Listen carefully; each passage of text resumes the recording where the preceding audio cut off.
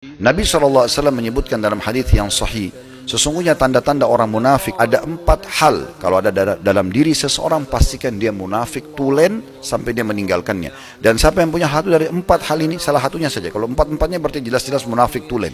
Tapi kalau salah satunya berarti ada sifat kemunafikan padanya yang harus dia segera tinggalkan. Kapan dia tinggalkan, maka lepas darinya. Kalau tidak, maka dia juga tercap masih punya sifat kemunafikan. Kata Nabi SAW, kalau dia berbicara, dia berdusta. Itu orang munafik. Berarti orang beriman kalau bicara jujur. Kalau dia diberikan amanah, dia berkhianat. Itu orang munafik. Berarti orang-orang mukmin akan tepati dan menjaga amanah tersebut, walaupun kecil. Sebagai contoh, misalnya saudaraku seiman, kalau ada teman kantor kita mengatakan, saya akan cerita pada kamu masalah saya, tapi tolong jangan ceritakan ke orang lain. Kalau anda mengatakan iya, komitmen, nggak boleh anda sampaikan. Amanah, nggak bisa, gitu ya. Kecuali ulama mengatakan satu celah, kalau orang ini adalah pelaku kriminal. Misal dia akan mengatakan, saya akan bunuh seseorang besok, saya akan merampok di tempat ini. Di sini saat itu anda harus wajib menyampaikan kepada yang berwenang agar dia tidak mendatangkan mudarat besar pada orang lain.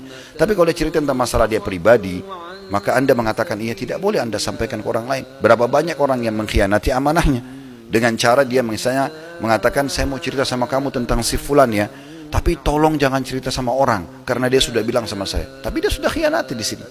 Berapa banyak masalah-masalah seperti ini terjadi. Yang ketiga, kalau dia berjanji, maka dia ingkari. Orang beriman kalau sudah mengatakan saya janji, maka janji. Yang penting di atas kebenaran. Jangan janji pada kemaksiatan kepada Allah. Allah punya cara membongkar segala macam kejahatan dengan caranya. Ujung-ujungnya kita hanya mengatakan, kok bisa ya? Ya, jawab pada diri anda semuanya, bisa. Kalau Allah mau, ala kulli syai'in qadir. Allah mampu melakukan dan mengerjakan apa saja yang dia inginkan. Sehebat apapun kita mengemas sebuah rahasia, Allah punya cara membongkarnya. Kata ulama, kalau itu keburukan, Allah berhentikan keburukannya di dunia, agar dia tidak lebih berat hukumannya di akhirat. Kalau itu kebaikan, Allah bongkar agar jadi pelajaran bagi orang lain dan menjadi tambahan pahala bagi orang yang menjaga kebenaran tersebut. Allah Maha Kuasa, punya sifat-sifat maha mulia, maha melihat, maha mendengar, dan seterusnya. Lalu kata Nabi SAW yang keempat adalah, kalau dia bertengkar, bermasalah, maka dia curang. Ini adalah sifat orang-orang munafik. Berarti orang mukmin, dia akan menjaga semua itu agar tidak melanggar haknya orang. Sudah selesai. Kita tidak berhak, kita yang mengatakan tidak berhak. Kalau kita punya hak, tidak ada masalah. Kita boleh mempertahankan selama di atas kebenaran.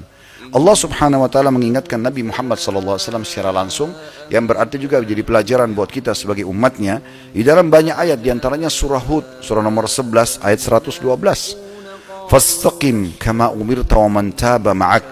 Hai Muhammad, konsistenlah terhadap semua yang sudah menjadi prinsip dasar